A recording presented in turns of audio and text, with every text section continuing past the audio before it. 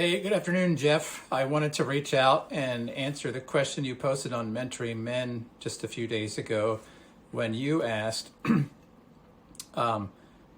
hey, you said, I've never had faith in anything in the past, and so how can I have faith that this process you're going through will work? Now, a couple caveats for the person watching this video who's not familiar with the dialogue on the private community Mentoring Men or your references. You're talking to a group of men in our community in the context of faith in the process. The process you're talking about is the curriculum, the mentoring journey that we call the Journey to Masculine Greatness.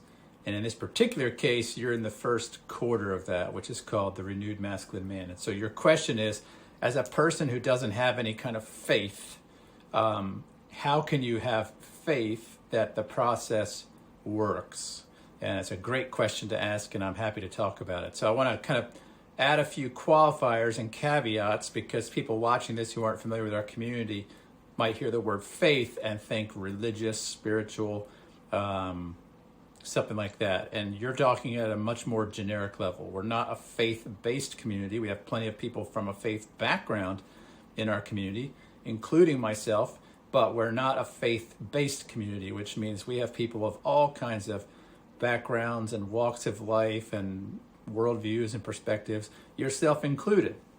And to your point, you're not a person from a faith background.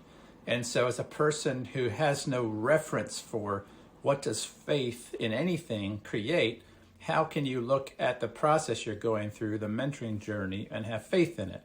So I want to talk about two things, because you actually said or kind of indirectly asked two questions. The first one, I want to challenge the idea that you have no faith reference.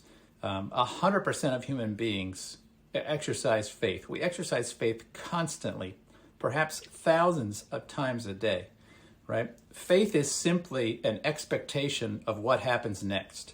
That's its most simplest explanation.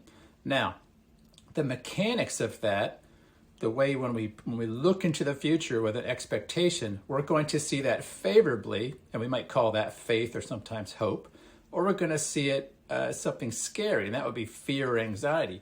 But fear and faith, hope, anxiety, they're really the same mechanism. They're an expectation based on thoughts of how something is going to turn out that hasn't happened yet.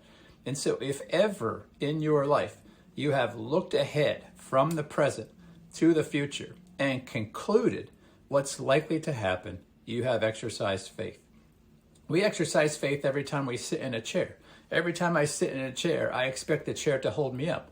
Why? Do we actually examine the chair each time to make sure that it's going to do that? No. We base our confidence, and faith and confidence are synonyms, that the last time I sat in the chair, or the last 100 times I sat in the chair, it didn't actually collapse. Now, let me tell you a story about that. One time we had an older couple visiting with us from my childhood upbringing, and we were sitting there having the pleasant conversation at my dining room table when suddenly the chair that the man was in just gave way and it just collapsed. It was really quite frightening at the moment because it was so unexpected that this chair would just give way, but the chair just came apart in every conceivable way. And I was really thankful no one was hurt. But why was it so staggeringly disruptive and attention-getting? Well, because we take for granted when we sit in chairs at dining room tables that they'll hold us. And so this man, like all of us, had sat down in that seat expecting that it would support him because his general experience with sitting in chairs was that it has a good outcome. And so he had faith in that chair. Was that faith misguided? Yeah, it might have been in that case, right? Because the chair came apart. So that's my first point. You exercise faith all the time. Sometimes that faith, if it's positive, we might call it faith. But if it's actually looking towards the future, expecting an outcome to be poor, that is fear and anxiety. So that's the first thing I would say. The second, should you have faith in the process of our mentoring? Now, this might sound counter to what you'd expect somebody to say who's offering mentoring, but I would say 100% no. Do not have faith in us. Don't have faith in our course. don't have faith in our process. In fact, I hate when people say this. Trust the process. Don't trust the process. The process isn't going to mean anything unless the person in going through the process has or possesses confidence in themselves.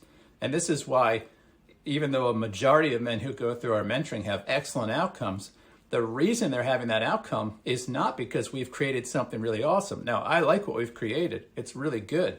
But the power behind what we've created is not what we've created. It's the experience the man has with himself. And I don't want you to trust the process. I don't want you to trust the curriculum, the material. I don't want you to trust the mentors as being the thing that makes the process work. It's at the end of the day, it's you. It's will you leave that process trusting yourself?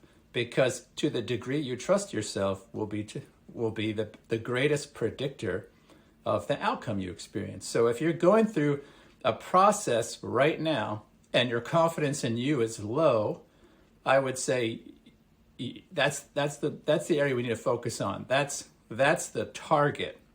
Why is your confidence in yourself low? And so our entire approach is geared towards helping a man find and restore faith in himself, to trust again that he is whole and complete, that he has what he needs, that he's enough. Because when a man understands that, he has a basis for self-trust, or you might say self-faith. Now that guy can look into the future and say, I think the future is going to be good. Why? Because I trust who I am today and that I'll be that guy or better tomorrow. And so that is how our whole philosophy works. And it would be misguided to put your confidence in us or your mentor or your guides or our community. They're certainly going to play a role in your journey. But at the end of the day, what makes the transformation happen is your willingness to lead yourself through it. I hope that's answered your question about should you trust the process and this idea about faith. If you have more questions about it, I would love to hear more. You can, on Mentoring Men, where this will be posted, you're welcome just to ask a question, follow-ups, and a message to myself or others. If you're seeing this on YouTube and you're a viewer and you have a question, feel free to ask. And I will see you in the next video. Take care, Jeff. Bye-bye.